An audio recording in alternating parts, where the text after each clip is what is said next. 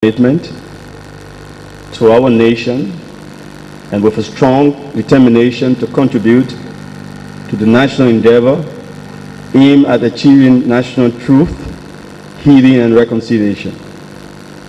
This process for me fulfills my time-tested campaign to address impunity and ensure that from the ashes of our national tragedy, Liberia will emerge as a shining beacon of hope and a nation of promise as envisioned by the ideals of its founding.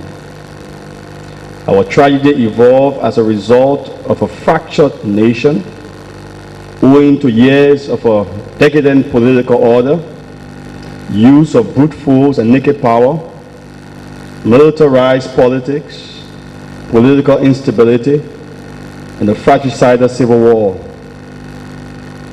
I respect this process and offer my fullest support and professional expertise to its success.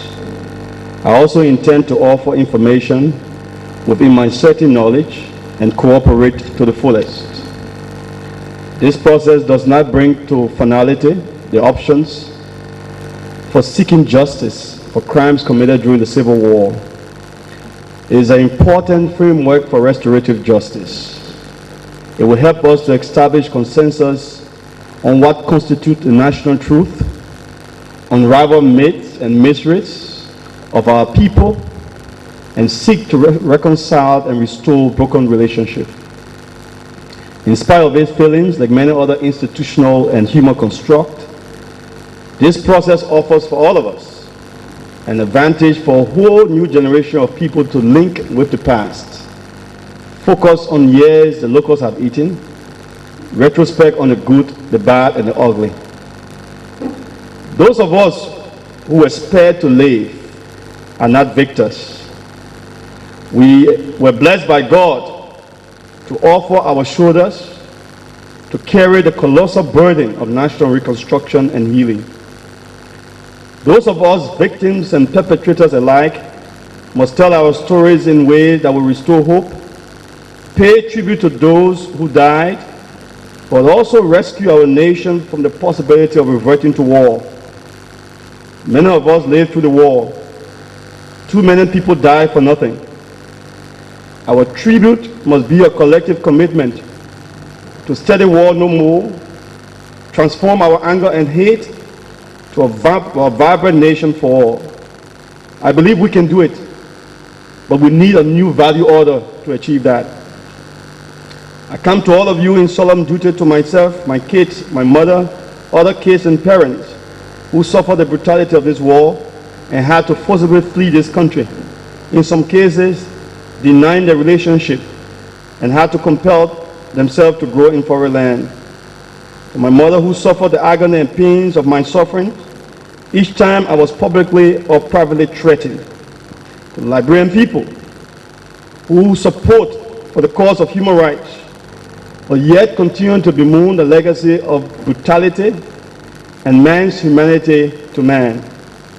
Mr. Chairman and members of the Commission, there are many student leaders who died during the period of this war. Many student leaders who fell victim to the fratricide of the Civil War. Their blood, sweat, and tears have made it possible for us to be here today. And let me mention those who I directly came in contact with over the period of my experience as a student leader. Gabi Tapia. He was a friend who was allegedly arrested around the Satan area by AFL soldiers and taken to the executive mansion in 1990. Wo was former chairman of the Student Unification Party at university and president of the Student Union. Bole Undoba, Tunian Richardson, Wuri Deba, and many others allegedly killed by the IMPFA rebels.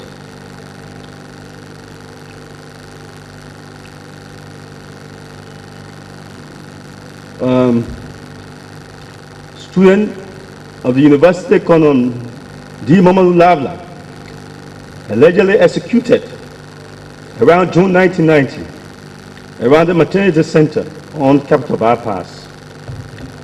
We were told that Lavla asked to pray before he was executed.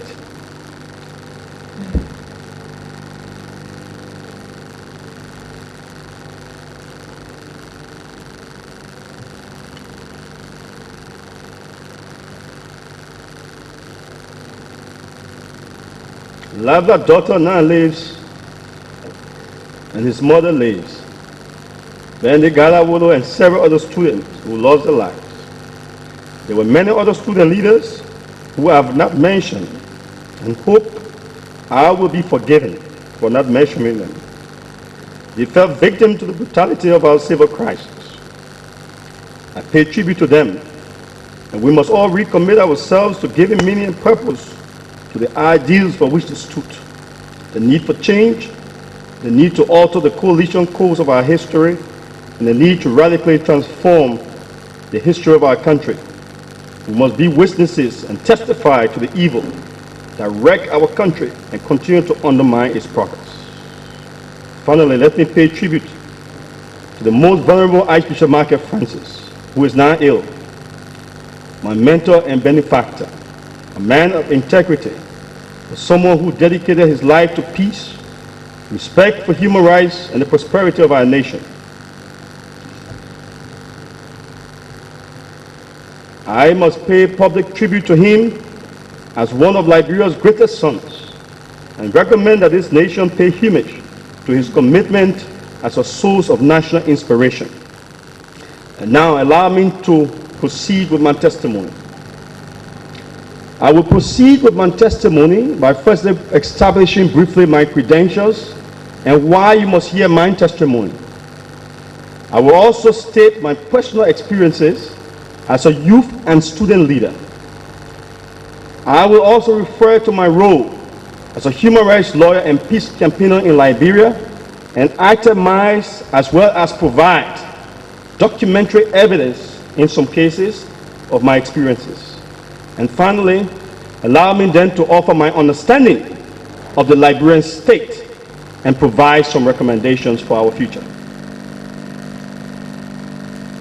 In my summary of who I am in terms of my credentials, I will only summarize saying, growing up as a young student leader and youth in my community, I worked within the Lokintown Youth Development Association as chairman, later served as president of the Student Unification Party and president of ALSU, worked with the Liberian National Student Union as its chairman on recruitment, membership and mobilization, executive director of the YMCA, secretary general of the Liberia's People Party, national director of the Catholic Justice and Peace Commission from 1991 to 1998, technical advisor of the Interfaith Mediation Committee, now the Interreligious Council, head of the International Human Rights Law Group in Sierra Leone, founder of the Foundation for International Dignity Fund, and now Minister of Labor.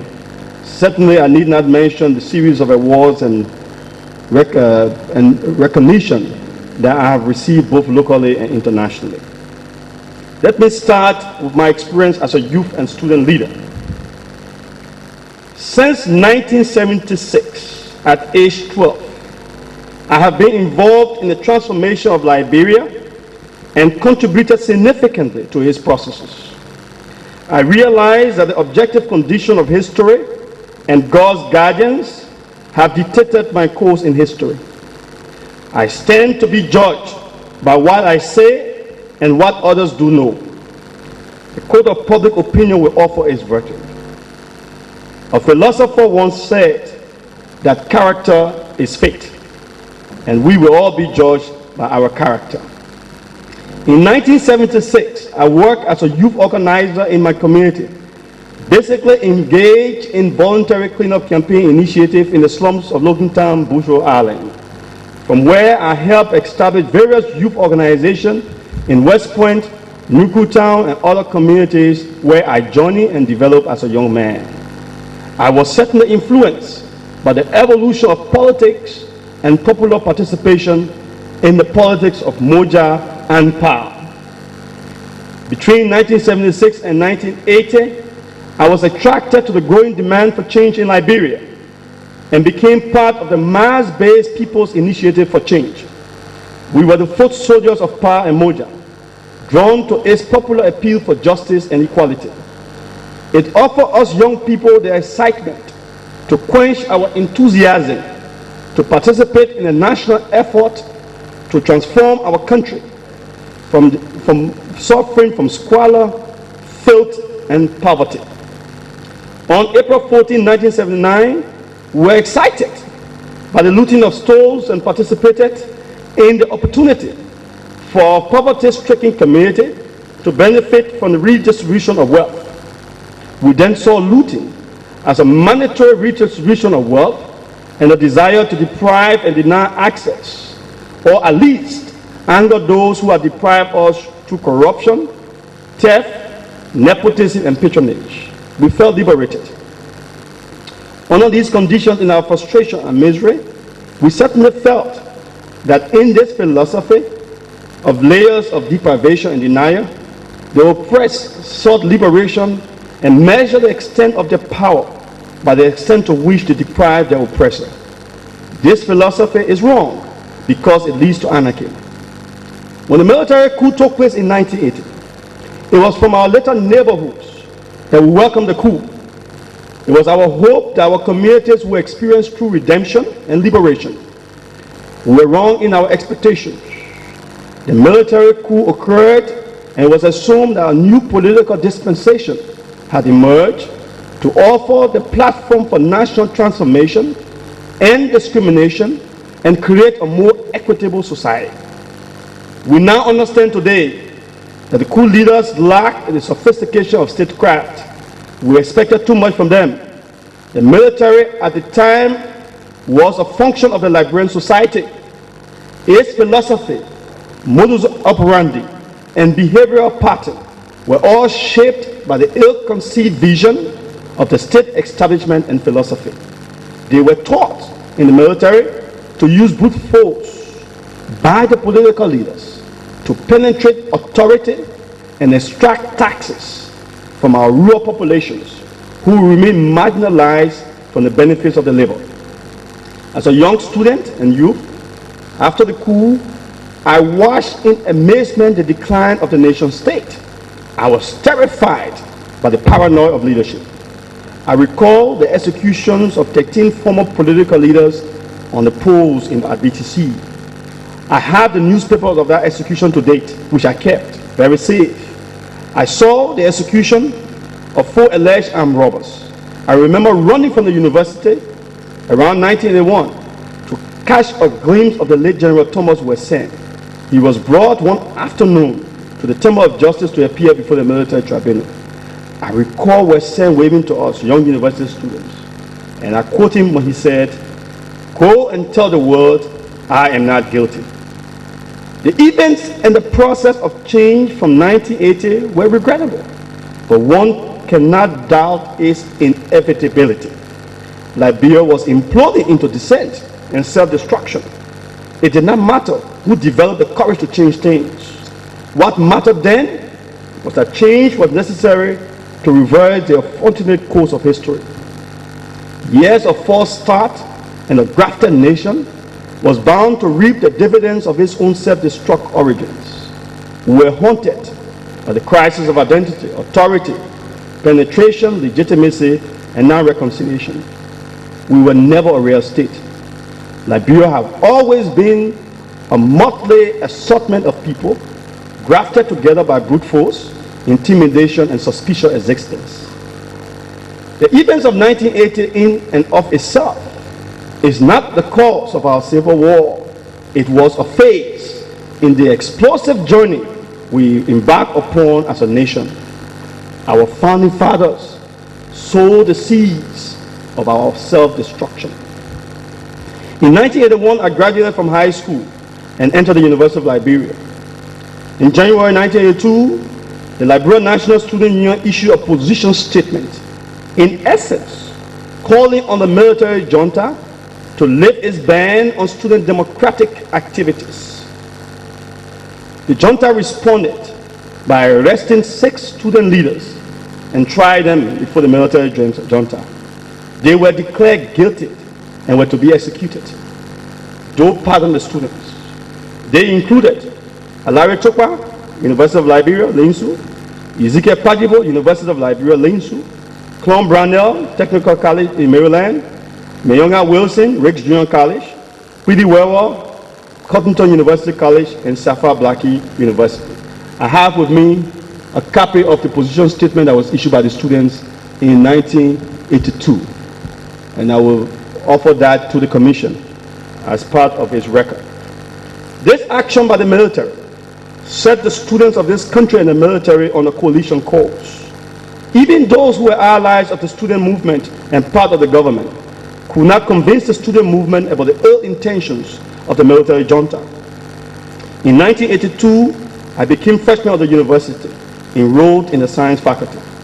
We experienced problems with buses to take us to school on time. We went on strike to demand buses. This was my first engagement in major action and campaign at the University of Liberia. I recall Doe returned furious from Korea, and after a lot of threats, provided buses. The Liberian government has always reacted to pressure and never planned to be proactive. It always submitted to demands of ordinary people and constituency where rights and privilege were to be guaranteed. In 1984, the Liberian People's Party was formed. I was one of those who participated directly in the meeting on the airfield. We mobilized. Dr. Sawyer became organizing chairman of the party. Months later, he made a statement in response to the policy of government at the time, the Election Commission, that those desirous of participating in the electoral process should resign. He called on all to resign. As a result of this call, he was arrested. We as students saw this as an assault on democracy and academic freedom. We demanded the release of Dr. Sawyer and George Kier and others. For days, there was a standoff at the university campus. I have a copy of the statement that was issued by the university faculty on August 20, 1984, after Dr. Sawyer and George Kier were arrested. On August 22, 1984, President Doe delivered a speech to the interim National Assembly at the time at the Capitol building and ordered the late great D. Allison, quote unquote, to move or to be removed. The speech was not aired. We had no premonition of this directive. We were on the UA campus when I saw the late Charles Bayon beckoning to us to leave. He was in the Capitol building yard at the time. We did not understand what he was saying. But in a very short time, we saw General Gray D. Allison, then Minister of Defense, with few soldiers approaching the campus. We stood at the gate and asked General Allison not to enter the campus. He insisted. I, along with few students, were at the gate at the time. I recall that he took off his pistol and fired a shot in the air. The shot appeared at the time to have been a sign or directive for waiting soldiers to launch an armed aggression on peaceful students.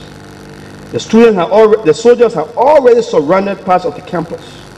We retreated first to the roundabout of the campus, then later to the auditorium. We did not think that we would enter the auditorium at the time. By that time, while in the auditorium, we heard shooting and wailing all on the campus. I remember I jumped from the upstairs of the auditorium and went down the hill to Jala Town. On my way down, I remember assisting a little girl whose anger was broken. We were hunted like animals. Every student had to flee in different directions. Students who were found dirty were arrested and brutalized. On the next day, we received word that several female students were raped and others brutalized. I then went underground, as I was referred to as one of the ringleaders. In fact, most people felt that I was killed. Every day since then, I was pursued and terrorized for everything that happened. On November 12, 1985, there was the invasion of Thomas Kuyonkwa. The coup was forged. On the 14th of November, my home in Logan Town was visited by 6 soldiers, allegedly from the executive mansion. I escaped through the window without a shirt, and my little sister was briefly detained and humiliated because I escaped.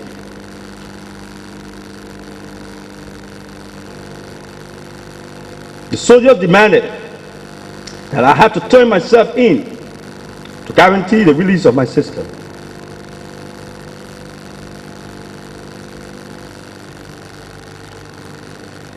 Neighbors appealed to the soldiers, and she was released.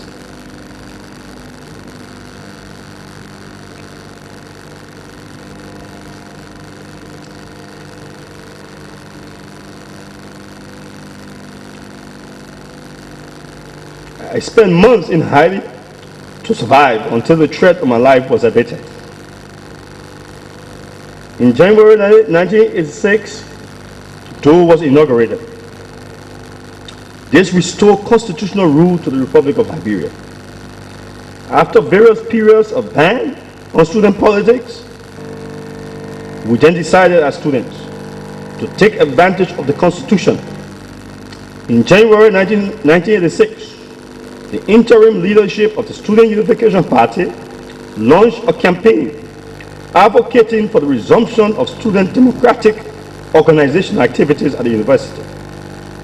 We call on the regime of late Samuel Doe to respect this fundamental right and adhere to constitutional guarantees enunciated in Article 2 of the Liberian Constitution. We requested the US administration, and we were very clear that Decree 2A, which bans student democratic activities, were null and void with the coming into force of the Liberian Constitution. We announced an organizing committee of the Vanguard Student Unification Party and demanded election. We as students at that time set the tone for academic freedom, freedom of association and assembly. A copy of the letter sent to the US administration is also here for your review and perusal. The regime responded by threatening us. We insisted. I recall Jenkins Scott was then the Minister of Justice.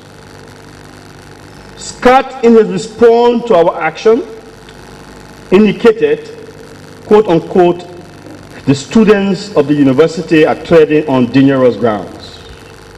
We eventually prevailed. I was elected overwhelmingly to lead the US Student Union, and it was a period, a historic period, after years of ban on student activities. We energized student activism and demanded academic freedom and social justice in Liberia. In 1987, January 30th, 1987, I was invited, after several threats from the executive mansion and intimidation on my life, I was invited to the executive mansion on behalf of the student union and presented a statement, a position statement to Mr. Doe. President Doe then accused us, and even me, of undermining the state. That was after we presented the position statement on the deteriorating conditions at the university. He threatened that our mothers, quote unquote, will wear black if we try him, and it will be worse than 1984, August 22nd. He even threatened and vowed to give me 25 lashes if I was not very careful. I remember Doe was so mad that he refused to shake our hands when we were leaving his office until Mr. Yancey Peter Fly remarked, "You young students, something must be wrong with you people. You refuse to shake the president's hand." And suddenly Doe offered us a handshake. In 1987 July, I graduated from the University of Liberia. I was almost arrested on the day of my graduation. The order was relaxed for fear that it could have sparked chaos. However, I was later arrested 2 days at my home in Logan Town. It was on 24th of July when I was arrested. I had just graduated on the 22nd, and that graduation was held at the SKD Stadium. I was arrested at my home on charges of security risks. Since I was arrested and released after much pressure, I was then unofficially banned from traveling out of Liberia, and I could not obtain employment in this country. I could not earn a livelihood in my own country. My daughter, little Margaret, was just 3 months old when her mother was dismissed on the 25th of July from her job, just after my arrest. So both of us remained unemployed, and my friends were even plunged into a state of fear for associating with me. Some of them had to do so in secrecy for fear of being identified. Due to my ban, I was compelled to approach some law offices to sue the Liberian government for such violation of my rights. They were afraid. I then decided to attend law school. My motive to attend law school was to use the law as a vehicle for social change. In 1988, I enrolled at the Louis Arthur Grant School of Law. On January 6, 1988, I wrote then Minister Emmanuel Buya, after several meetings with him, Minister of Information, to intervene and to ensure a copy of that letter is also here in my records for your perusal.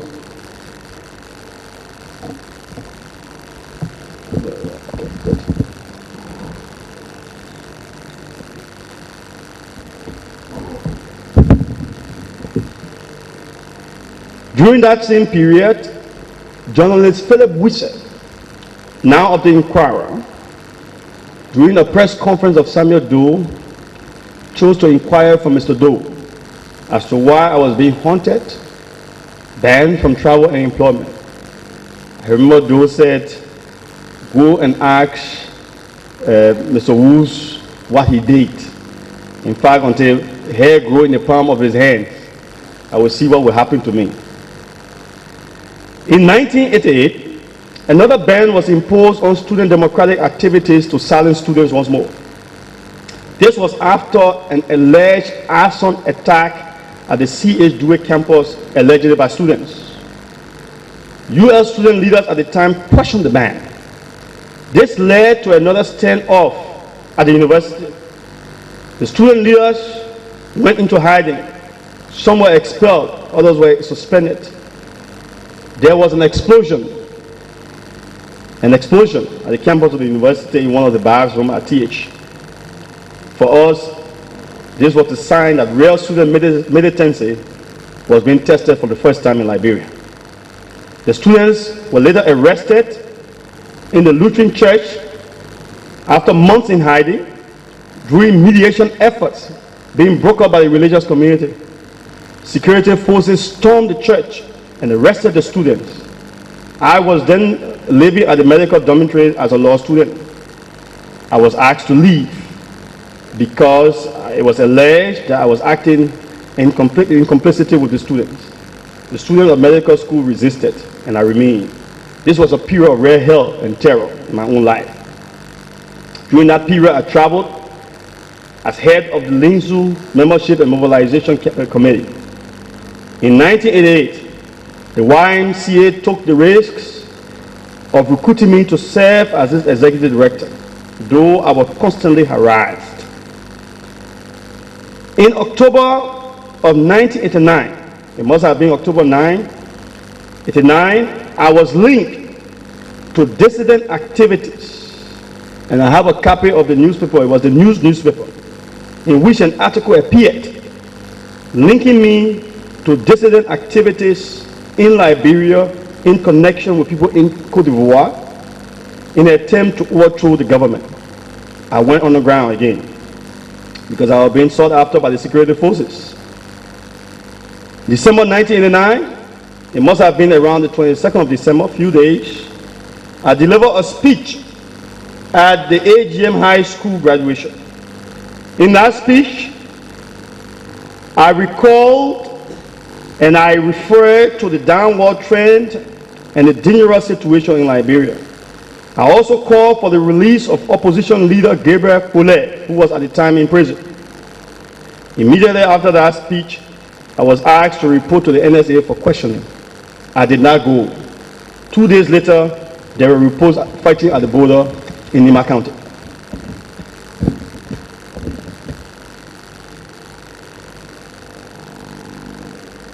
In July, while looking for food, at the time Prince Johnson had now taken over the Bushra Island.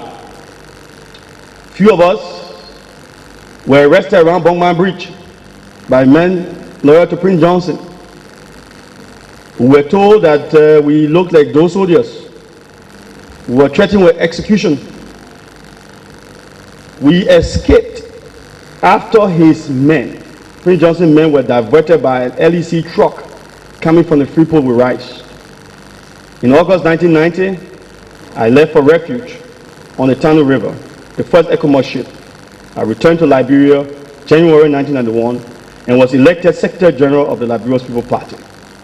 I resigned as a member of LPP and Moja in March 1991, a few months after my election. Now, my role as a human rights advocate and peace campaigner. And here I will be more specific in some of the violations which I witnessed as a human rights advocate and those reports. I have copies of most of the fact-finding reports from various massacres which I will list and summarize for you. These fact-finding reports are reports validated by the Justice and Peace Commission under my leadership and directorship, and they are here. And I will refer to them. They itemize perpetrators, alleged perpetrators, victims, dates, and so forth that we have catalogued. I work as National Director of the Catholic Justice and Peace Commission of Liberia from 1991 to 1998, when I was forced into exile in the Netherlands. I worked along with the Catholic bishops to establish the commission. It was first of its kind. The commission earned both national and international reputation for human rights advocacy, peace, reconciliation, legal aid, which included fact-finding and investigation, radio program, situation reports, some of which are here, briefing reports on the situation in Liberia, and they provided some of the most accurate accounts of abuses allegedly committed by all the factions in this country. From these reports, you will see that the factions involved in the Liberian Civil War were all motivated by naked greed and the vain pursuit for power.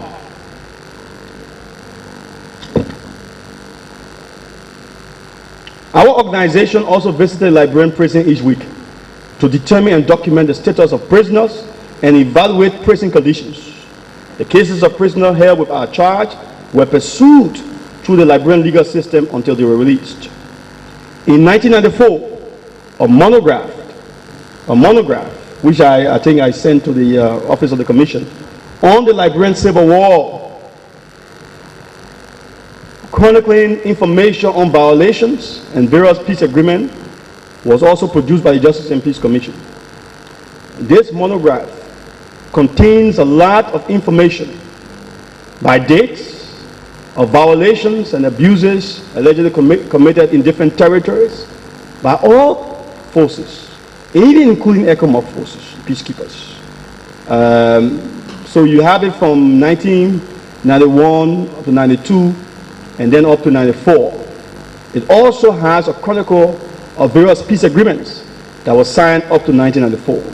So I also offer this for your own review and reflection or investigation. I will also offer to you, as a human rights lawyer and advocate, we were very professional in what we did. There is a matrix here which contains a lot of information.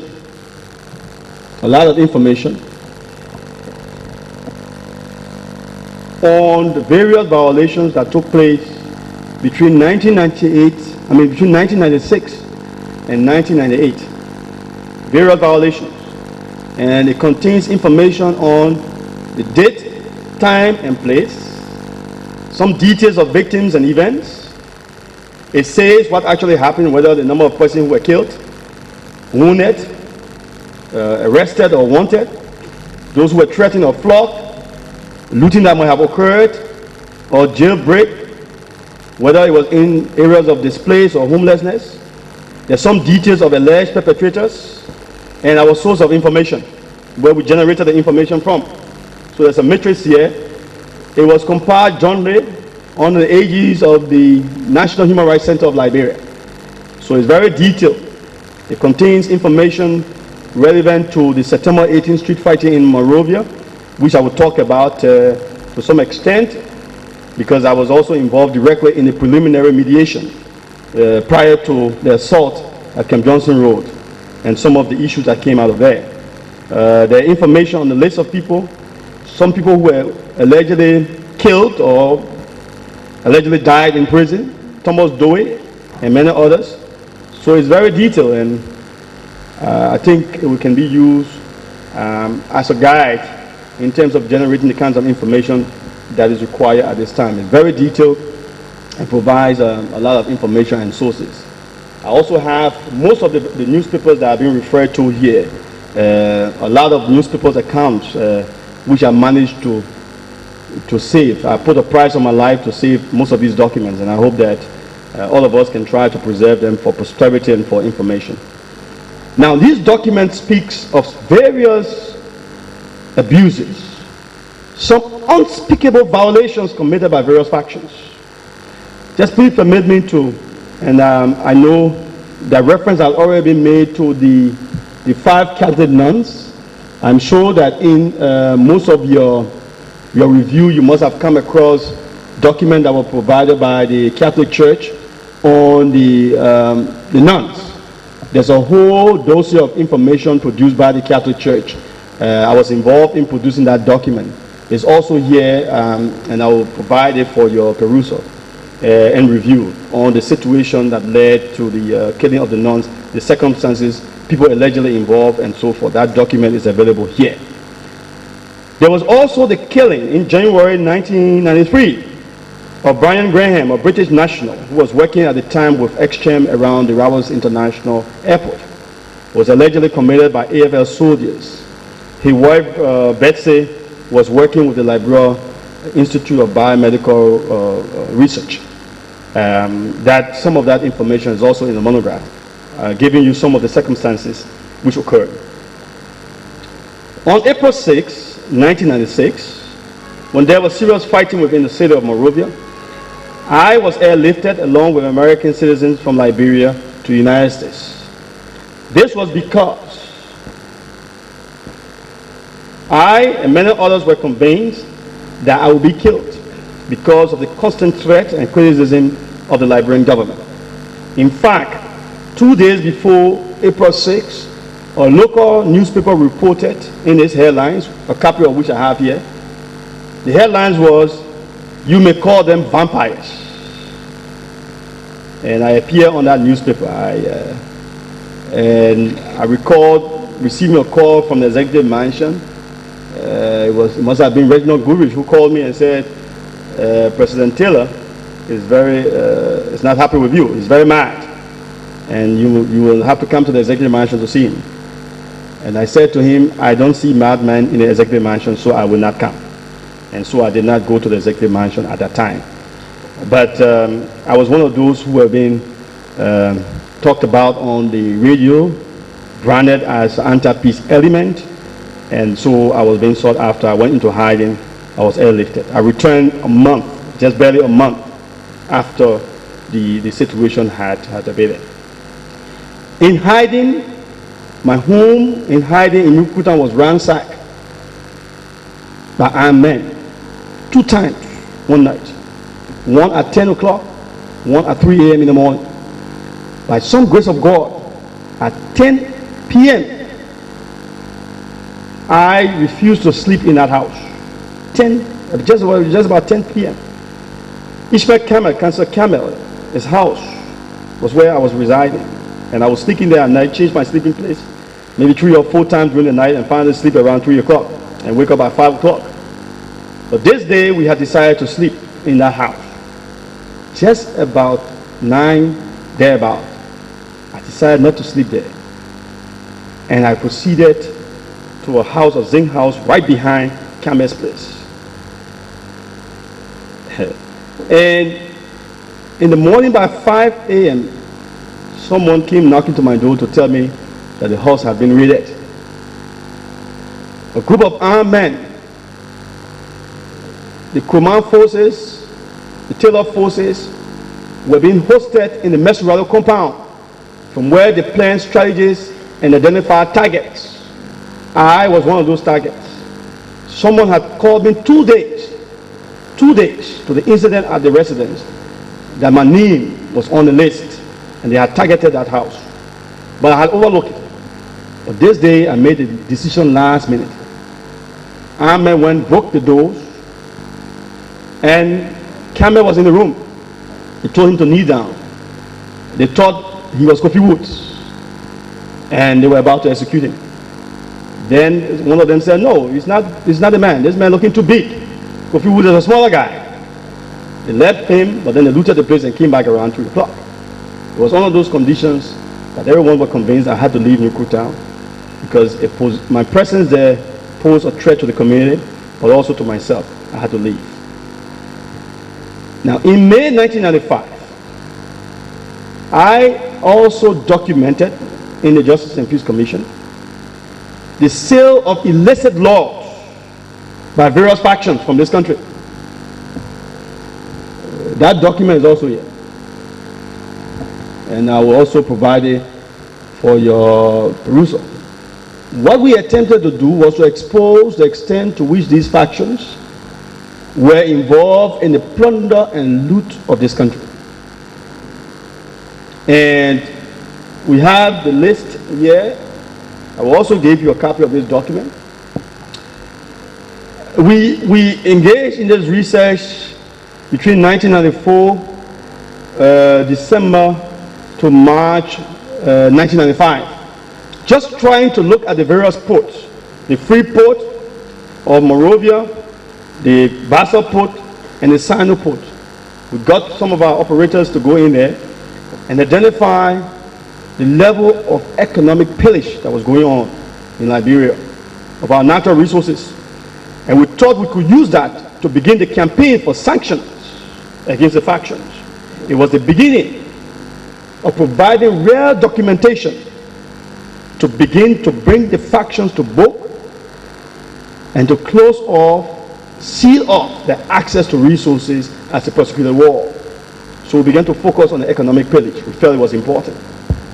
And I think the Commission, now and in the future, will begin to maybe reflect seriously on the complicity and level of economic pillage that went on in this country. I will refer to just a summary of it. For instance, September 1994, a vessel, the CMBT Africa, left the free port for Singapore with 30 containers containing 600 metric tons of rubber. And most of the shipment at the time, between September 1994, October 1994, came from the free port, went to Singapore. Most of our rubber was going to Singapore at the time. Some went to London. For instance, November 1994, the vessel called the Point Lisa left the free port for London. Point Lisa left Freeport again November 94 for Malaysia, containing close to 660 metric tons of rubber. And I will rather give you this. Let me go to the side of the logs. Sino port, the logs. We had around December 1994 to March 1995, we have some of our logs going to border France. I'm saying this so that we can trace and understand the complexity, ambivalence, and abdication and the role of certain international interests in our war. And so you see, for instance, the shipper, Kavala Timber, the buyer was one F. James, 254 pieces of logs, the tonnage 414.633 tons, Bordeaux, France. We also have Portugal. Some of our logs went to Portugal.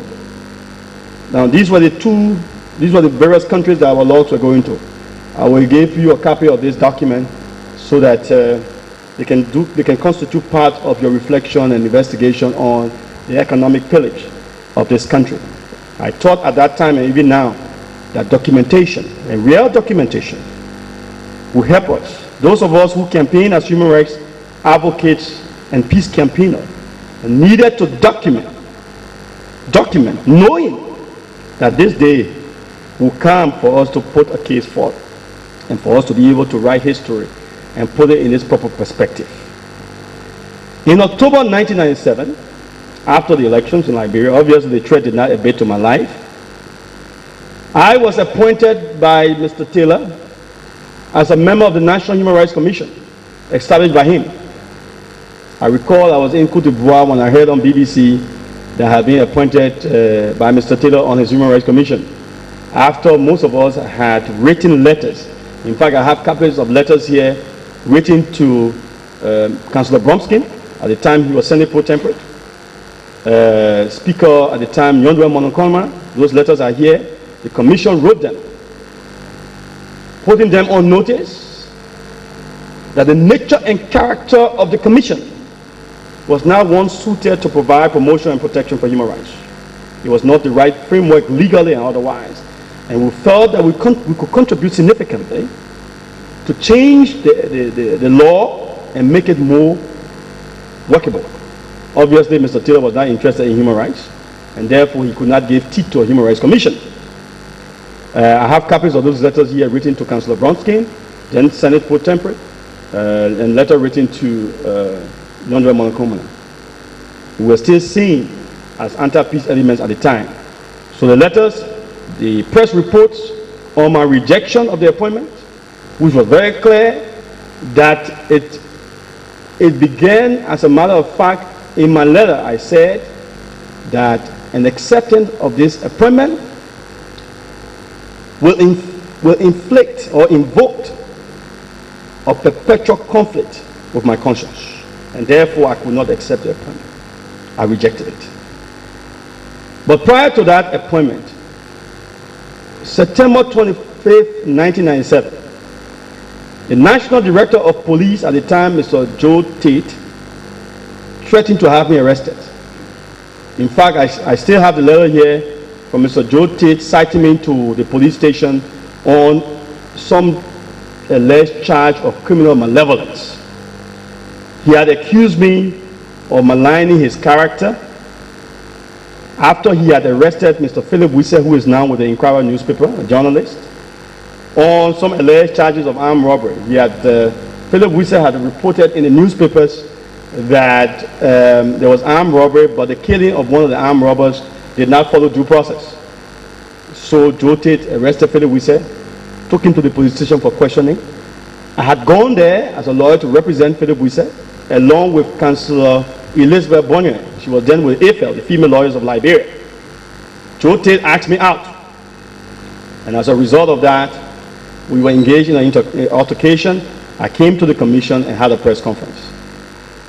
Now, when I rejected his letter, he charged me and decided that I would be arrested for 3 days.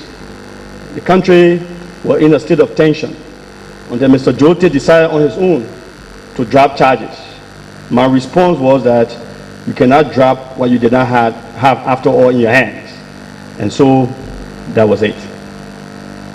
In April 1998, I made a public speech at the City Hall accusing some of the factions of perpetuating the practice of forced labor in the southeastern part of Liberia.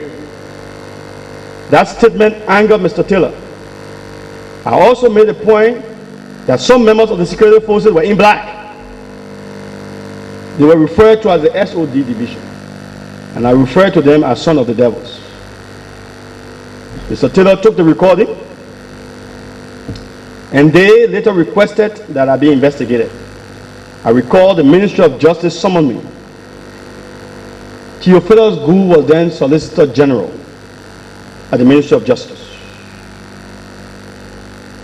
I was cited and invited to participate in the process to go to the Southeast and investigate incidents of forced labor there along with security forces. I refused to participate. I had my own suspicion that it was an orchestrated strategy to damage my reputation or eliminate me in the forests of Liberia. I wrote Mr. Gu requesting a more transparent and participatory approach to involve international organizations. My requests were rejected. I refused to participate. In June 1998, I traveled out of the country to attend a Justice and Peace meeting in Europe. While there, I was declared an anti-government agent. I returned in 2 weeks. October 9, 1998, and I want to talk about this because this is linked to the September 18 incident. On October 9, 1998, the Justice and Peace Commission issued a statement calling on government to investigate the report of civil disturbances of September 18, in which there were confrontation between the forces of President Taylor and Roosevelt Johnson, a former faction leader at the time. Shots were fired and people were killed, but the Liberian government did not issue a definitive statement. In fact, they denied the killing. After the statement was issued, I traveled to Brussels, Belgium on Sunday, October 11, 1998 for a conference. On October 12, 1998, security agents led by the police of the Liberian government went to Logan Town. En route to Logan Town, they saw my driver, arrested the driver, and impounded the vehicle. My family was compelled to leave home. There were constant information to us and my daughter at home who had been raped. They abandoned home until it was possible for them to leave. Now let me talk about the September 18 incident. I have a full report here on our documentation of September 18. I also have a report from MFS, you know, this NGO which is involved with series of health issues, because there was some controversy. We released a report that close to 52 persons were killed from direct bullet wounds. The government denied it. Government said, first they denied everything, and then later on, they came on the radio and said, well, 15 persons were killed. Interestingly, I have with me in my possession a letter written to Dr. Batty, who was then the chief medical officer at the John F. Kennedy Hospital, where MSF provided an updated report on the bodies that were collected on the 19th, 20th, and 21st of September. And they indicated that 62 bodies, 62, all of them have bullet wounds, was collected. There were two of them were female and 60 were male, and they were transported to the morgue at the JFK Memorial Hospital. Here is that document along with the summary of incidents of the ambulance of MSF, to the government of Liberia at the time. I want to make all these points because I think here we have come to deal with truth, but given my historical experience and direct involvement in the conflict, as a witness, as someone who documented these things, is important. But by the help of God, we're able to preserve most of these documents and other information, including tapes, videotapes of incidents, photographs of incidents, newspapers, and other documents. So I'm happy that we'll get that done. I will then move over to other things that are so relevant. As a peace campaigner. And after that, then I will talk specifically about other massacres in this country, fact-finding reports that are in my possession. As a peace campaigner, I work directly with the Interfaith Mediation Committee, now referred to as the Interreligious Council. I traveled with our religious leaders through Liberia, meeting with various faction leaders in their so-called terror enclaves, they call territories. At various points, we were convinced that these characters were not serious people after we met most of them. We knew that they were in pursuit of loot and plunder. In 1995, at the time, Chairman Congo was head of the Council of State. And in 1996, the religious community was compelled to stage 2 stay-home action for peace. I mentioned the stay-home action because they registered a very important moment in our history, and they were a diversion from the historic act of demonstration, where people would demonstrate in the street. We knew the threat that it had posed to people, and therefore we adapted a strategy of the stay-home actions. So as a result of that, we conducted we campaigned and got 2 successful stay-home actions. Both governments threatened the religious community and called on civil servants to go to work. These actions were very, very successful. In fact, in April of 1996, Bishop Dix of the Lutheran Church was arrested on charges of hindering law enforcement. Bishop Dix was head of the Interfaith Mediation Committee, and we were all involved in the peace process. In April, one of Roosevelt Johnson's men, one Doe, was killed in a gun battle near Roosevelt Johnson's house. The Council of State at the time, comprising of Mr. Taylor and Krumah, called for Johnson's arrest, referring to him as a criminal. Sensing the danger and the fragility of the country at the time, the Interfaith Committee engaged the various faction leaders and the Council of State, advising them against said action. The Interfaith wrote a letter asking them instead to conduct a full-scale inquiry into all such unwarranted killings in Liberia, because no one had clean hands. The council, especially Krumah and Taylor, got furious and called for the arrest of Bishop Dix. Bishop Dix was arrested, and we had to file an appearance bond. In fact, I recall the judge, then the late Bideh Fan Senior, even demanded that Bishop Dix be brought to court on Good Friday. And he said, whether good or bad Friday, Bishop Dix must come to court. I have accounts of that, newspaper reports on that, photographs on that before me. Now let me mention other specific experiences of violation which must be recorded. And I'm sure you have heard about the Catacomb massacre in June 1993, where more than 300 civilians were killed in Habel, Catacomb, allegedly by the MPFL. I went the morning after the killing. I went to that scene. I was there. I saw, counted some of the bodies, helped to bury them, took some of them from under the beds in those little huts. I recall babies on the mother back. There are photos here. We have a lot of the photos from the massacre. See, babies,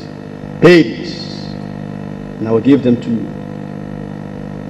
Babies on the ground. In fact, I recall also there was a little baby who was not dead, but the mother was dead, and the baby was found sucking the dead mother's breast. It was terrible. Terrible. Then the Sinji massacre. There was a massacre in Sinji, Grand Cape Mount County, on September 28, 1998, where about 21 civilians were allegedly killed by Ulimo-K faction. And several residents, about 300 persons, were abducted. I will not go into the details of that because I'll summarize it. We have the copy of the fact-finding report on the Sinji massacre. It's here. It details everything regarding that massacre, and it provides the details of alleged perpetrators some of the people who were killed by name. By name. And we have those, that information. We have that information available, for you to see. And so there are names of people who were involved, the Zoduas and other families who were killed in an area called near the Sinji place called Gon or something like that. They were killed. That was September 28th. Then there was another massacre, another killing of close to 10 persons in a place called Zwana Town, around the bombing highway, allegedly committed by UNIMO forces. In fact, it was reported that one of the people were beheaded. I went there personally and documented that account of the Zwana Town killing. I have that here also in details of the reports from that situation in Zwana Town. There were other reports that we refer to here from the LPC fighters in the southeastern part of Liberia. There was another killing of civilians. About more than 50 were killed around Bong Mines near an area called Janeta. We call it the Bong Mines Horror, May 1995. 7 of the civilians were beheaded by MPFF fighters. These were people who were engaged in the sale of goods, oil and other items, and apparently they were coming along from Kakata being escorted by fighters of UNIMO and they were ambushed. Most of them killed. And I have a detail of that also here. We call it the Bong Mines Horror. Then I would like also to refer to the murder of Sam Dokie and his relatives. November 28, 1997, Samuel said Dokie, his wife, Janet Dan Dokie, his sister, Serena Dokie, and his cousin and driver, Emmanuel Voka, were en route to San Nicolas to attend a wedding when they were arrested upon orders of Colonel Benjamin Yetin. They were taken into custody by the police in Banga. Their relatives filed a complaint with the JPC. On December 3rd, after several discussions with the Minister of Justice at the time and the police, we filed a petition for a writ of habeas corpus at the First Judicial Circuit. After the first argument, I have also in my hand the police report from the commander of the Bong County Police, Mr. B, NSB. It's dated December 3rd, 1997. And I will leave a copy with you also. It details how Dokie was arrested. This is from the commander. He gave that to the police director. And obviously we were able to get a copy of it. So that is also here for your perusal because it gives real details of how Dokie was arrested, how long he spent in prison, and so forth. On December 4th, upon arrival from Nigeria, having engaged the government with documentary evidence, Mr. Taylor, upon arrival from Nigeria, announced that the bodies of the Dokies had been discovered. 6 suspects were arrested to face trial. They included Richmond City, Kennedy Feinball, John P. Kolemi, Isaac Warning, Moses P. Jala, and Moses Saki. The state later entered another prosecutor in favor of 3 of the defendants, namely Moses Saki, Isaac Warning, and Moses P. Jala. Then the state alleged that some of the suspects had fled into Ivory Coast. The Minister of Justice, then Edison Vama, was sent to the Ivory Coast to have them extradited. The rest who were here were never found guilty. And as I said, NSB statement is here. I know that I did have at some point in time the actual ruling of the court, but I don't have that now. There were several other cases of mass killings and murder that are available with dates, names, and perpetrators. I also have a copy of the forced child labor report from southeastern Liberia. There was a report conducted for more than a month by Focus, a local child advocacy group, and the Justice and Peace Commission.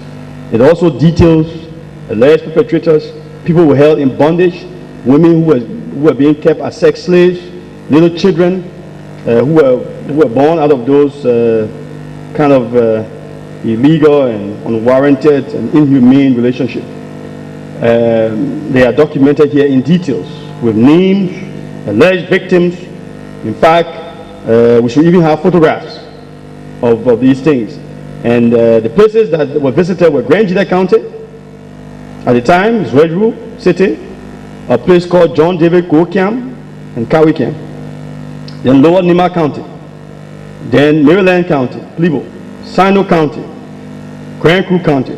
These were the areas that were visited, and the reports are also here for your perusal.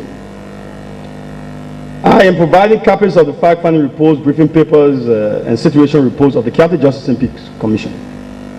In some cases, I will provide you with only newspaper accounts. And as I said, I provided you with the matrix already. In addition, several journalists and individuals were arrested or killed. I have before me an account of Sanomo, a journalist who was dragged and arrested off the steps of the Justice Ministry. At the time, President Galawo was Minister of Justice. Alex Ray was also arrested, and we had to represent him. James Setua, Stanton P. Bolly, and many others. That compelled the JPC at the time to develop something very innovative. We entered into a memorandum of understanding with the President of Liberia to provide free legal assistance for all journalists, 24 hours, when they were arrested and detained. In return, we demanded of them an obligation to social responsibility, objective reporting, and responsible attitude. So we signed a memorandum of understanding with them. Now let me now come to the context and my recommendations. Mr. Chairman and members of the TRC, these will be my concluding framework, because now we're talking about the context of our war and the recommendations. Mr. Chairman and members of the TRC, as you read your report, I call for the dismantling of the Liberian state. I call for the dismantling of the Liberian state. What you have here is a caricature of a state, not a real state. It must be dismantled. I will give you the details of what I mean. It must be dismantled and reconceptualized. The real Liberian state must emerge out of these proceedings. We can do this by reverting to those values which dominate. This state has failed to offer something of value to its subjects in return for the loyalty. Everyone in the state is like a scavenger. We will fail no matter who becomes leader if the fundamentals of collective ownership are not put in place. All these reforms will be window dressing. We have a faulty foundation that is cracking. We cannot erect a serious state. Since 1989, we've been embroiled in a civil war. We had a state characterized by discrimination, subjugation, coercion. Distributive justice became a prevalent issue with the introduction of so-called modern system of governance. The history of injustices, which include resource distribution, land, lack of access and mechanism for redress of grievances, justice for the rich elite became abandoned. Liberia has a background like many other developing countries. A false start as a nation, a weak and incohesive state, lack of legal certainty, lack of respect for the rule of law, and I'll be repeating what many others have already said, the crisis of identity, crisis of legitimacy, participation, authority, penetration, and so forth. We've always had a two-tier state, characteristic of colonialism, two-tier, a parallel state, so-called modern sets of laws and our traditional set of laws. We need to deal with that, because our internal conflict was only characterized by loot and plunder, brute force and naked power. The conflict did not border on ideological dissent or religious tolerance. No, it was not a struggle for liberation, a struggle against colonialism. It was just about innate greed. It was about criminal gangs who had discovered the fragility and weakness of the nation state. They knew it. They had determined that it was possible, with the acquiescence of a gullible international community, it was possible to legitimize crime, to use the stamp of governance to legitimize crime. And yet, I differ with many of those who are employing outdated models of conflict resolution to deal with our crisis. We had more than close to 15 peace agreements. And we will have to understand why most of them did not work. We did not put in place the measures to clearly deter. I told many people in Germany, in America, when the mob gangs get on the street to terrorize the city, they use the supremacy of the law, legitimate force. Yeah, we negotiate with criminals. We warden them with political power in exchange for the guns. We engage in a glorification of crime. That's what we did by those peace agreements. As a result of that, peace was long achieved, but we also impose values on the society.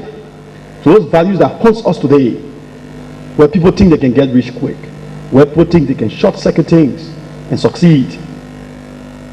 Now, I know many persons have talked about this a lot. So I wouldn't want to talk more about the historical context. Let me talk about some of the specific kinds of things now. What we have to eliminate in our attempt to dismantle this state is to deal with the repatriate leadership culture. Since the founding of this country, we as a people have this myth about everything that comes from abroad must be good, especially from America. This repatriate leadership culture. From the day this country was founded, we have not sat down, and even now, to reflect on serious indigenous ways of rebuilding our country. We have not reflected seriously on it. This is an opportunity now to do so. The phenomenon of repatriation and return of Liberians in the 19th and 20th century, the evolution of various transitional government and entities, and the role of the international community have helped us to understand that through predatory leadership, we've had criminalized system of governance, and we continue to have it because our leadership, our reflection of authority, our political leadership, our commerce, our religious identity have all been characterized by the predatory concept. Our public institutions have all been privatized. And what do I mean by that? Ministry of Justice just away from you. It's a private property. Government pay more than $100,000 for that place every year. Goes into individual pockets. What I have discovered on my own is trying to understand the context of all these things. And for me, what it has done has been to entrench few elites who continue to wield economic power at the expense of the vast majority of the people here. And we need to address this fundamental question of the privatization of government institutions. I didn't know as a kid coming up that even the Ministry of Education building was a private building for somebody. Until I heard one time they were putting the people out. That building there, owned by individual, paying rent, and several other buildings. And if government is serious, we need to move out of these places. Save government some money, and also break the cartel, syndicates of elites. Our society fell victim also to moral decadence and the garbage of a far-away culture with the negative influences on this country. The free slaves came here. They didn't understand the struggle for emancipation and inclusion was necessary. It was about, they didn't understand that all of us had to live in this little enclave in a dignified way. They display the brutal arrogance of power. And we have to dismantle the state. We have to reconceptualize power and authority here. You know, because our lives have become part of a plantation culture and mentality. We have not had the opportunity to design and break away from that. You know, let me just quote Blythe in his Independence Day speech. Blythe in 1857, during an Independence Day speech, said, "As a people, we have been in too much haste to be rich. The desire to be rich or appear to be rich pervades all classes. The love of money has grown upon us to such a degree that all other avenues of distinction seem but trifling in comparison of those which lead to the acquisition of money. To be rich seems to many the chief end of man. Hence no talent, no endowment of the mind, no skill or knowledge, no amount of education is appreciated only so far as it will pay. This fact," he said, "has operated greatly in retarding the literary progress of the youth." 1857. Today, with what we see around you, you will understand. Now, the second level of repatriation had to do with the war, the business of war. We saw all kinds of people coming in this town on the back of faction and taking power around here. It was the second level of repatriation. Most of them came from the basements of America, the sinkholes of America, and took advantage of the nature of the state and exploited our people. So the business of war became an incentive for many of the honor achievers to come here. So when I'm talking about us dealing with the repatriate culture, that's one element of it. And the third one, which I will talk about, is now the crisis that we may be confronted with. The diaspora versus those who are here. Every time you hear Liberians who have stayed abroad are coming home, but you see the tension sometimes with people who are coming abroad and those who remain here. Tension that must be addressed in terms of now understanding the dynamics and the dichotomy. If we're not very careful, we face another crisis of people who fled this country for their lives, who had kids abroad, acquire education, and want to come back home, but will be rejected because the competition for opportunities will be so limited. And so you will have another tension.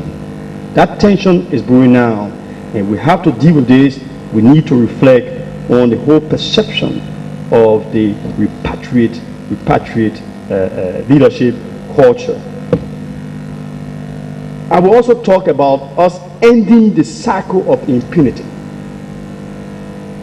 Now, I know the Truth and Reconciliation Commission is setting a framework and a mechanism to advance that cause. But I also realize that law is nothing without the apparatus capable of enforcing compliance. We must ensure that laws are enacted and enforced that will end all forms of discrimination and marginalization. We must work to ensure that our judiciary is strengthened to be independent of political trappings and influences. This will guarantee that those who continue to corrupt our institution, abuse our youth, and use violence and threats thereof are brought to justice and accorded due process. I will also talk about the reconceptualization of leadership. Our history of predatory leadership confirms the use of the state as a vehicle for exploitation. Hence, there is always the visual contest for the presidency. Everybody sees leadership in this country as the presidency, nothing else, nothing short of that. We don't realize that in your church, you can be a leader. At all levels of this society, you can be a leader. Now, we have to redefine and reconceptualize leadership. The other thing is that leadership have always been seen about arrogance, personalization, and idolization.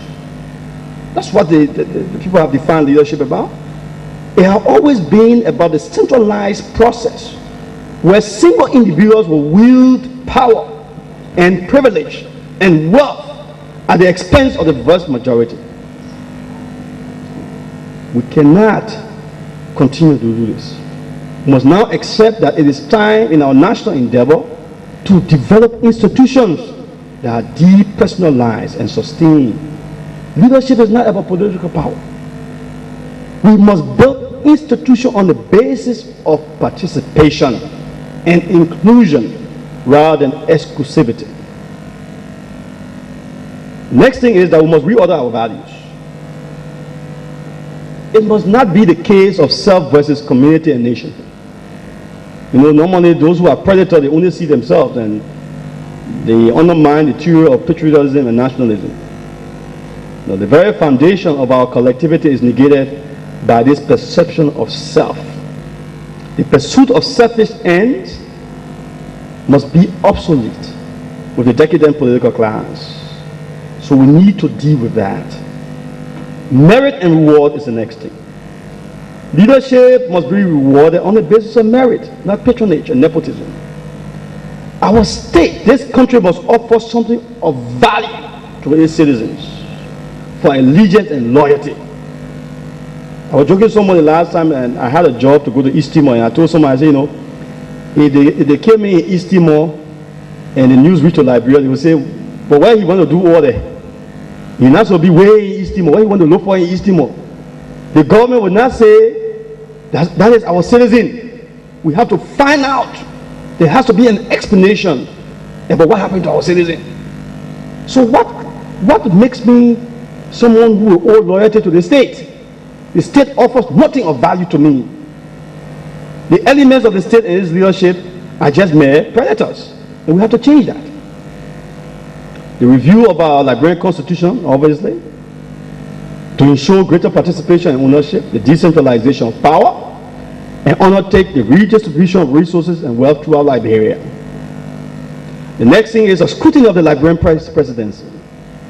The Liberian presidency must be stripped of its imperial character. And I think we should also revisit the 6-year term of the presidency to ensure legitimacy and acceptance on a regular basis.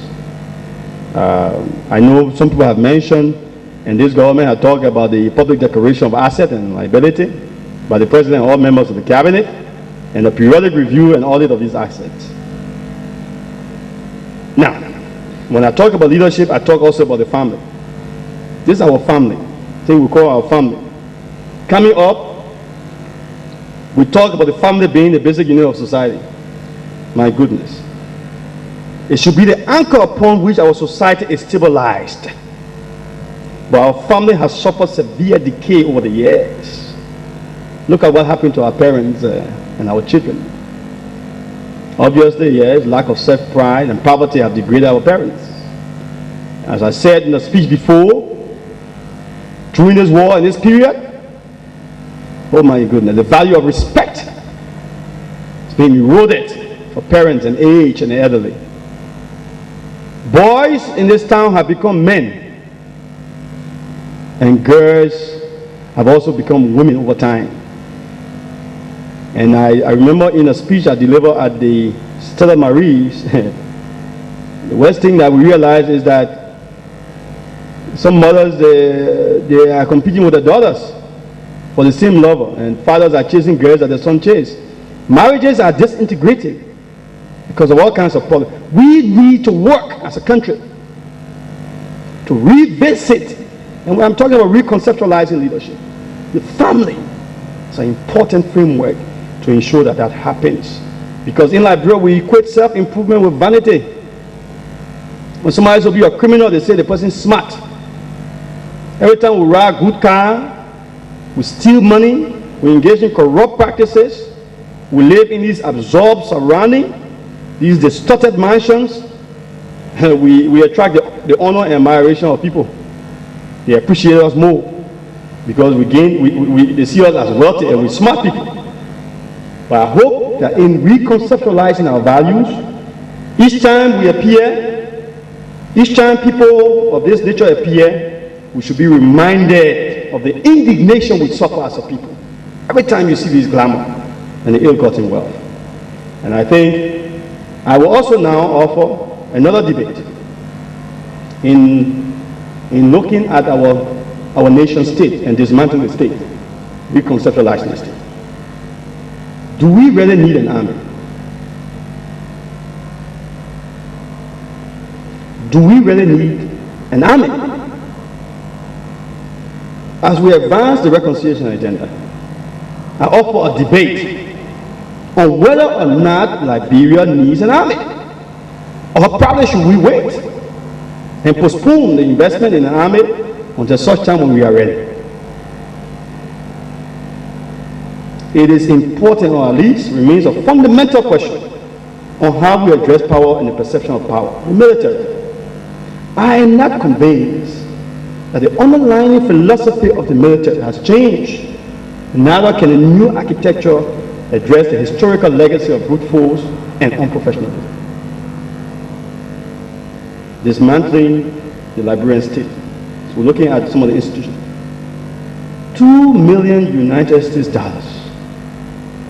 Maybe I might be wrong. 200 million United States dollars, 200 million, is being spent on the army of 2,000 persons. Can we ask ourselves if this is a good investment? And they are being trained by a private company, private firm. If $200 million was invested in education, empowering initiative that will make Liberian stakeholders, if every Liberian here is educated and have a stake in this country, we know countries like Costa Rica and many other countries there. Costa Rica doesn't have an army. Why are we rushing with an army? I have a problem with that. And I think as we advance the discussion on my concept of dismantling the Liberian state, it is important for this to constitute part of our debate in our discussion. The kind of investment we put in security and army in this country, if we're putting it in education, every one of us in this room will have a stake in this country because we'll be so educated, advanced, and empowered that we will not want to destroy ourselves and our country. If you look around you, the faction leaders, remember, every time they came to this town, they took office and seat and power around here. They had no incentive to go to war. They had something to protect. If Liberians have something to protect, we will not go to war. There will be no need for this monstrosity of an army. The other thing I want to talk about, and I have in my hands here a copy of what is called the revised laws and administrative regulations for governing the hinterland. I have that in my hand. I don't know, maybe my research might be wrong, but I don't know if it's repealed yet. In its amendment of December 22nd, 1949, President Doe signed that amendment under Section 2. There's an indication that it shall apply within the organized counties to such areas as are wholly inhabited by the uncivilized natives.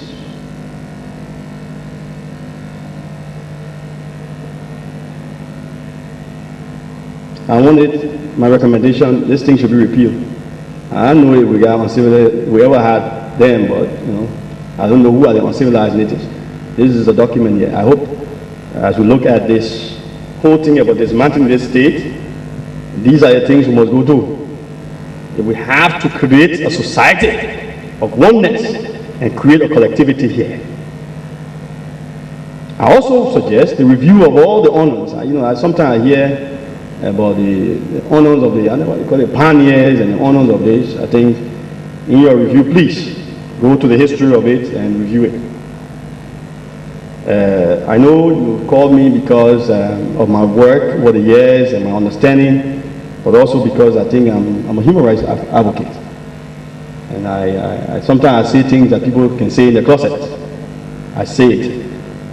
I will also say that we should look at the history and the meaning of valor in this historical context as we talk about these honors.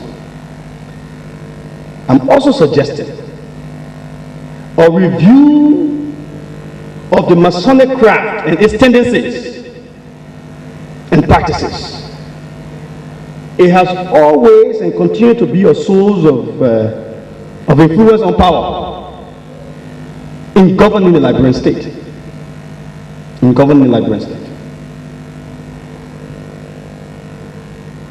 You know, there were the twins, the triplets, they say Masonic craft, the church, and then, the Tory party, or the state, politics. So that's where, key decisions on what could be and shouldn't be were made. Now, I'm calling for the review of the tendencies, so I'm leaving it open. I'm not a member, so I don't know what goes on. Let me be fair, but I'm calling for a review. If you want to dismantle this state, these are the things we have to look at and see how we can institute the necessary reforms. Then I'm also calling for a full review and understanding of traditional societies. I think our society, traditional society, has been demonized, politicized, and desecrated over the years. I have a different view. I believe that they might have the problems, but I think they're also a source of stability, although they have become corrupted. And if we want to reinvent the Liberian state, this is where we must return. We must strengthen and consolidate traditional institutions. Our traditional society has been bastardized, and I think that is important as we move ahead. The review of state, religion, secret societies. But let me come to religion. Paul Gifford, a writer, wrote a book called Christianity and Politics in Those Liberia. In that book, he traced the role of the mainland churches in Liberia. And in that book, he indicated that in 1980, when the coup took place, the president of Liberia, William Tubman, was president of the World Baptist Alliance. He was a reverend, a Baptist preacher. The vice president was a bishop of the Methodist Church. The secretary of state, I think Townsend, was either secretary of the Tory party or something else. But he was also moderator of the Presbyterian Church. Influence of this religion on the state and its impact. We need to take a close look at it, because our religious institution has not responded to the call of advancing reconciliation and moving things forward. Well, some have, I must admit, that but the moral guidance that is required has been wanting. All around here, you hear them honoring all kinds of father and mother of the year. It has become a money-making thing. Our Christian legacy has been ignored. The religious institutions have become symbols of financial gains and a new industry for wealth. These are our most cherished institutions, the family and the church. But they've not been able to step up to the plate. Now let me be fair, and I'm not going to say all of them. I'm not casting a verdict on all of the institutions. I think some of them have done the best. I talked about the assault on the student movement. So I also want to talk in my recommendation on the student movement. As a long-time student leader, we also need a new dimension of student leadership. I think we have to now move from perceiving a structural system of tyranny and a protest mentality that leads us to protest sometimes against ourselves, and realize that we need to face the mental transition now of leadership, preparing new leaders for Liberia. Opposition politics. I told a colleague of mine that maybe in the future we should move the word opposition party. We should find something else. In the United States and other places, they don't call it opposition party. So people spend their whole life opposing and opposing and opposing. We need to change that mentality of opposition and those in power. I think there's a lot we need to do. In our discussion, let me just talk about foreign interests, the UN and the US. Foreign interests on the Liberian conflict. Foreign interests on the Liberian conflict. You know, I have in my file here, and I'll also give that to you, March 11, 1999, the UN Special Representative to Liberia, Felix Doe, submitted his report to the UN Security Council. I was then in the Netherlands. And a copy of the document was sent to me. Areas of that document was interested. In 1999, Felix Doe writes that as far as he was concerned, monrovia, the monrovia in 1999, he said was safe. Monrovia was so safe, and the litmus test he used is that he drives around in his car at night without being harassed. The UN Special Representative for Liberia. This is a copy of his report that he sent to the Security Council, that because he can ride in a car around in the night without being harassed, monrovia was safe. And the press in Liberia was among the freest in West Africa. That's why he reported. It's here. I even underlined it in green. Now, I'm saying this because I'm trying to talk about the way this war, the nature and character of this war, and the extent to which varying international interests remain, they abdicated, they remain complicit, and they are ambivalent about resolving this crisis. And I hope that, I know that my friends from the Carter Center are good friends of mine, but in 1992, President Carter came here and visited Liberia. Most of you might have, most of the people here must have known that. We met with President Carter, gave him some briefing about what was happening in the country, and we tried to talk to him, and he went to territories controlled by the MPF. Came back from there and said, all of the heavy weapons of ECOMOG were threatening the sovereignty of Liberia, they should be cleared. And even after we briefed President Carter, whether it was out of ignorance, naivety, or whatever, he demanded in his closing comment, his press conference, that ECOMOG should remove the heavy weapons. Shortly thereafter, Operation Octopus was launched on his town. Operation Octopus was launched on his town. I don't know if they understood the magnitude of that action and the extent to which and the implication it had on the lives of Liberians. I'm just mentioning this specifically. If we do our research, we also find out that between 1980 and 1990, I talk about the army. Between 1980 and 1990, close to $500 million were invested in this country by the US government. Most of it was to the army. $500 million. And according to statistics, people say that it was more money than the founding of the country put together, just within those 10 years. The lessons learned from that is that now we're spending $200 million in an army. So we need to understand where we are going. So the international community also share part of the blame in this place. Now we can commend them. I commend the international community for enormous support to attain peace here. But I cannot help but to admit that they have contributed to the good, the bad, and the evil They too have been very gullible, complicit, in some cases very naive about the situation in Liberia because of what we did to legitimize the kind of crime and to perpetuate the state of affairs and the violence through these negotiated peace agreements and so forth. And I think the lessons learned is that in the future, even the international community must take heed of all these establishment of transitional government and understanding of the regional politics and understanding of the level of tolerance and the dialogue with ordinary citizens, the kind of planning, the kind of cooperation that must go on to make peace possible. And I now want to mention two last comments, although I think that in the discussion, civil society and other things will be talked about, but I want to mention something very serious. I know that I've heard about the whole issue of the nation being traumatized.